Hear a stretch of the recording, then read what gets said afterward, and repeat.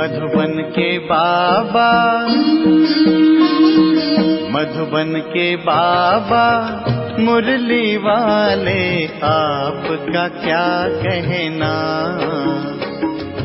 आपका क्या कहना। ओम शांति। आज 7 जुलाई 2026 के साकार मधुर महावाक्य हैं। आज मीठे मीठे पापा दादा बोले, मीठे बच्चे तुम्हें नशा होना चाहिए कि हमारा बाबा आया है हमें विश्व का मालिक बनाने। हम उनके सम्मुख बैठे हैं। बाबा ने कहा, मीठे बच्चे तुम्हें नशा होना चाहिए कि हमारा बाबा आया है हमें विश्व का मालिक बनाने और हम उनके सम्मुख बैठे हैं। बाबा ने आज प्रश्न पूछा कि कर्मों की गुह्य गति को जानने वाले कौन सा पुरुषार्थ अवश्य करेंगे। उत्तर में बाबा कहते, याद में रहने का, क्योंकि उन्हें पता है कि याद से ही पुराने हिसाब किताब चुकतू होने हैं। वो जानते हैं कि आत्मा अगर पुराने हिसाब किताब कर्म भोग चुकतू नहीं करेगी तो उसे सजाएं खानी पड़ेंगी और पद भी भ्रष्ट हो जाएगा। पुनर्जन्म भी ऐसा ही होगा। ओम शांति। बच्चों को अपार खुशी का पारा चढ़ता है जब देखते हो कि बाप दादा सम्मुख आए हैं और यह भी बच्चे जानते हैं कि 5000 वर्ष बाद फिर से शिव बाबा ब्रह्मा तन में आया हुआ है। क्या करने? बच्चों को ये नशा चढ़ा हुआ है। सब बच्चे जानते हैं कि स्वर्ग का मालिक बनाने बाप आया हुआ है, हमको लायक बना रहे हैं। हमको तमो प्रधान से सतो प्रधान बनने की युक्तियां बार बार बता रहे हैं। युक्ति है बहुत सहज, बिल्कुल सहज याद बच्चों को सिखलाते हैं। अज्ञान काल में बाप को बच्चा होता है तो समझते हैं कि हमारा वारिस पैदा हुआ।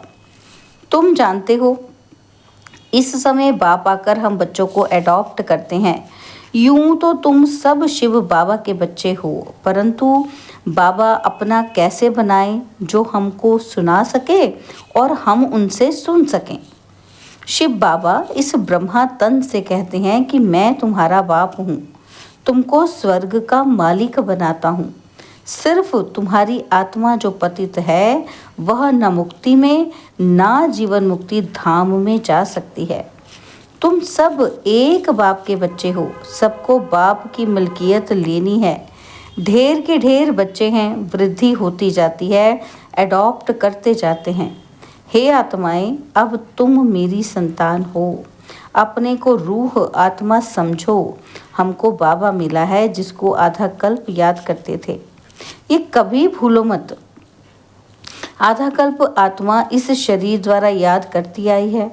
हे पतित पावन, हे दुख हरता सुख करता, क्योंकि रावण राज्य है ना।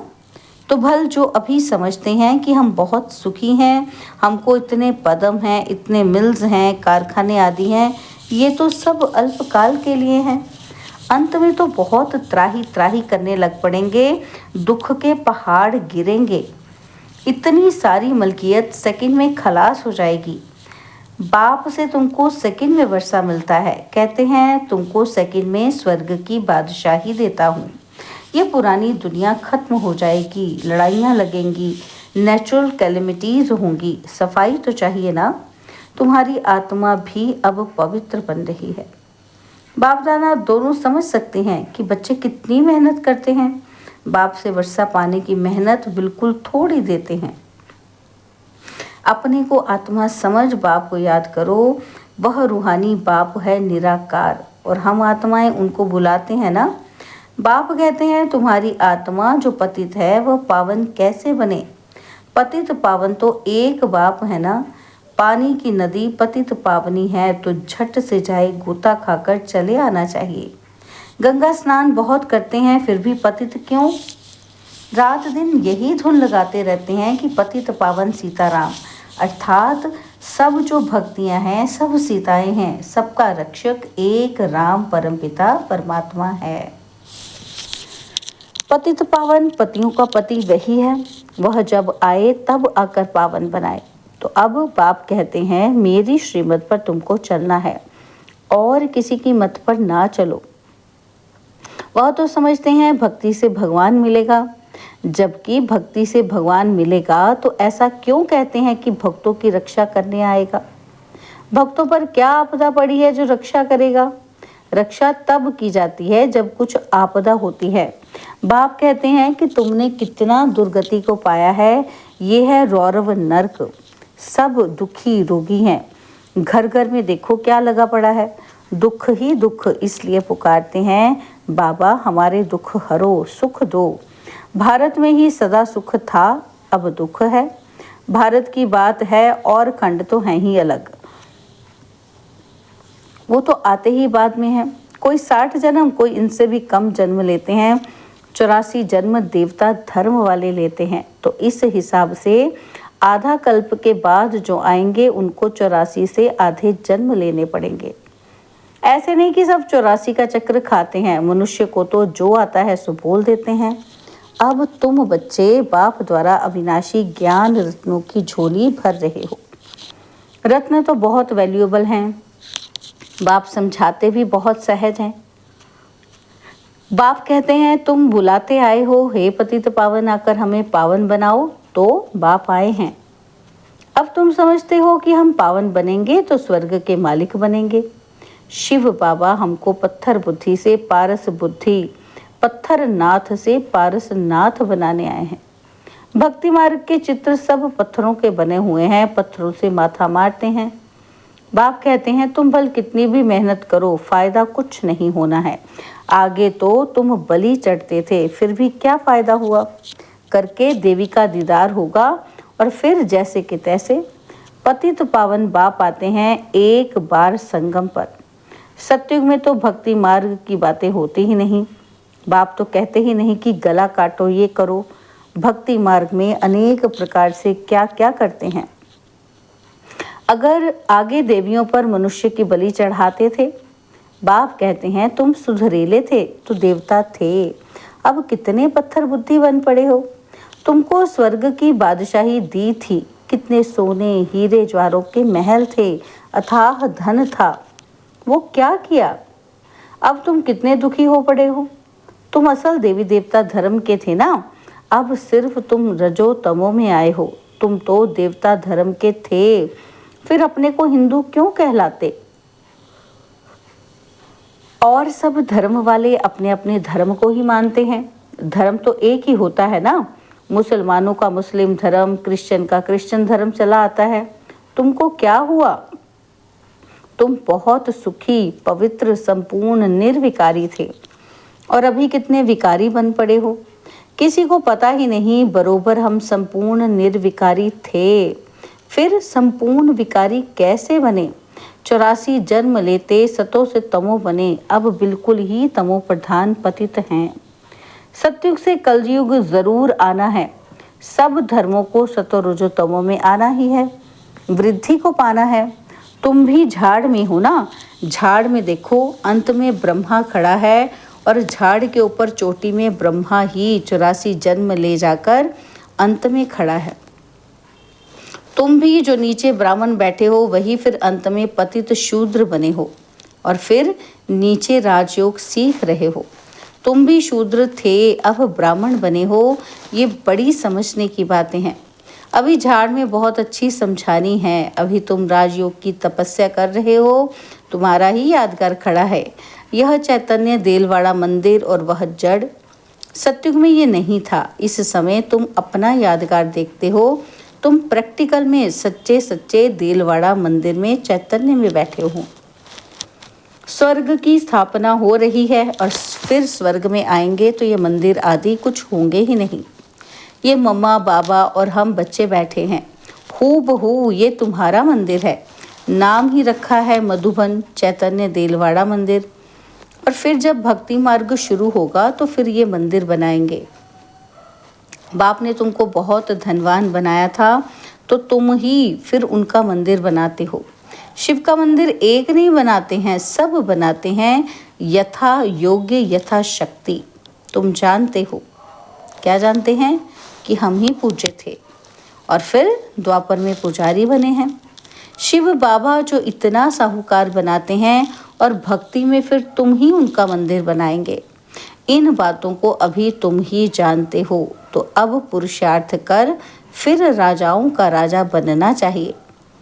सतयुग में कहा जाता है महाराजाएं और त्रेता में कहा जाता है राजा, और फिर दुनिया पतित बनती है तो महाराजाएं भी पतित, राजाएं भी पतित होते हैं। वह निर्विकारी महाराजाओं का मंदिर बनाकर पूजते हैं। पहले पहले शिव का मंदिर बनाते हैं और फिर देवताओं का बनाते खुद ही मंदिर बनाकर पूजते हैं। 84 जन्म तो भोगते हैं ना। आधा कल्प तुम पूज्य, फिर आधा कल्प पुजारी बनते हो। मनुष्य फिर समझते हैं भगवान आपे ही पूज्य, आपे ही पुजारी है, सब कुछ आपे ही देते हैं और आपे ही छीन लेते हैं। अच्छा, जबकि उसने दिया और लिया, फिर तुमको क्यों चिंता लगती है? तुम तो ट्रस्टी हो गए, फिर रोने की क्या दरकार है? बाप बैठ आत्माओं को समझाते हैं, अब तुम आत्म अभिमानी बनते हो नंबरवार। कोई तो बिल्कुल बाप को याद करते ही नहीं है, देही अभिमानी रहते ही नहीं हैं। और यहाँ कितना समझाया जाता है। क्या समझाते हैं कि अरे तुम आत्मा हो, परमात्मा तुमको पढ़ाते हैं। आत्मा में ही संस्कार रहते हैं, आत्मा ही बैरिस्टर आदि बनती है, आत्मा मैजिस्ट्रेट बनती है। कल क्या बनेंगे? अगर आत्मा बाप को अच्छी रीति याद करती रहेगी तो फिर अमर लोक में जाकर जन्म लेगी, मृत्युलोक में फिर दूसरा जन्म नहीं लेंगे। अगर कुछ हिसाब किताब रहा हुआ होगा तो सजा खानी पड़ेगी। कर्म भोग कर चुकतू करना होगा और फिर पद ऊंच नहीं मिलेगा। यह कर्मों की गुह्य गति बाप बैठ बच्चों को ही समझाते हैं। यह भी बच्चे जानते हैं कि सतयुग है सतो प्रधान, हर चीज वहाँ सतो प्रधान होती है। कहते हैं कृष्ण गौ संभालते थे, राजाएं गौ संभालते हैं क्या?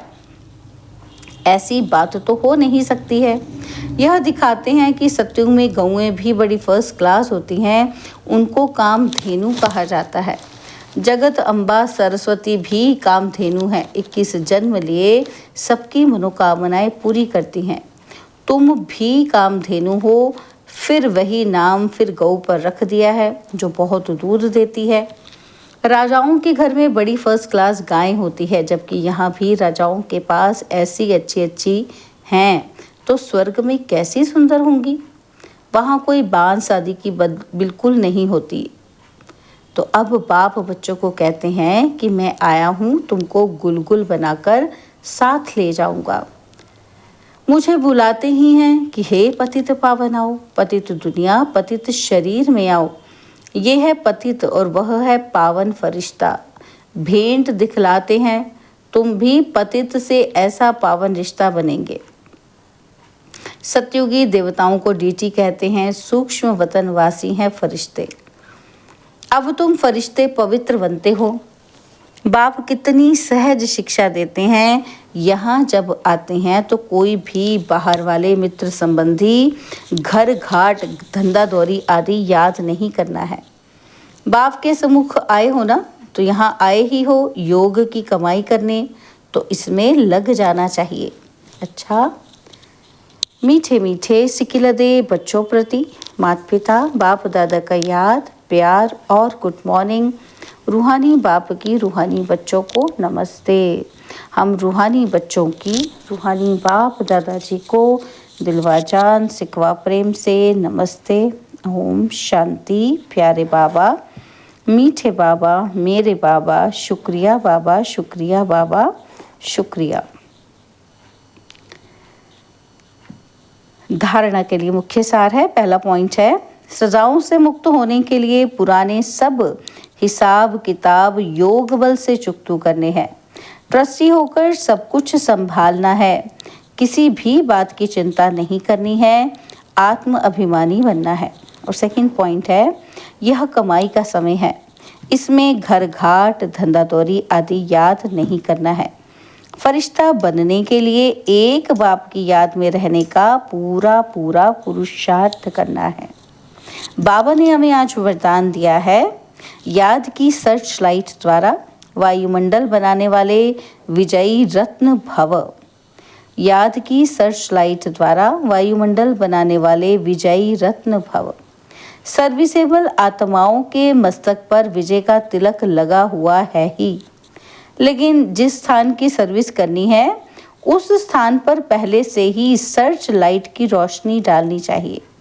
याद की सर्च लाइट से ऐसा वायुमंडल बन जाएगा जो अनेक आत्माएं सहज समीप आ जाएंगी और फिर कम समय में सफलता 1000 गुना होगी।